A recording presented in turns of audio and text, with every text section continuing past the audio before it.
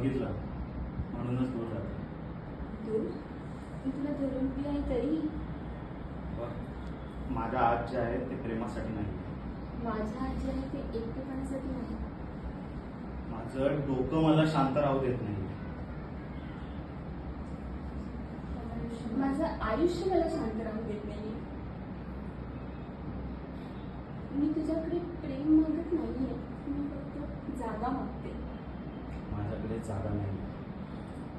तू सगळ्यांना चिडलाय, माझ्याकडे सुद्धा. कारण तू मला थांबवतेस.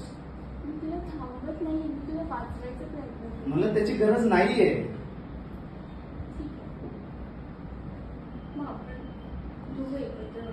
तू माझ्यापासून दूर का राहतोस? कारण तू जवळ आलीस तर मी तुझ्यात गुंते आणि भावनांमध्ये अडकेल. नाही, प्रेम, भावना, विश्वास हे माणसाला कमकुवत करतात आणि मला परत स्वतःला त्या वाटेवर नाही जायचंय. नाही अक्षय, प्रेम माणसाला कमकुवत नाही करत. प्रेम माणसाला ताकद देतं जगायची. आणि आपल्याला ह्या जगाची काही पर्वा नाही.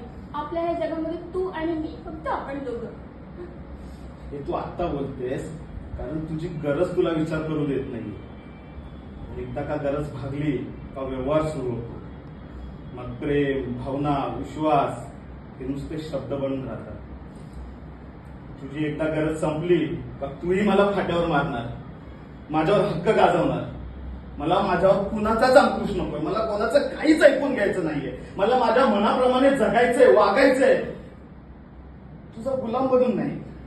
मला तुझं गुलाम म्हणून राहायला आवडेल. तू जसं म्हणशील तसं मी वागेन.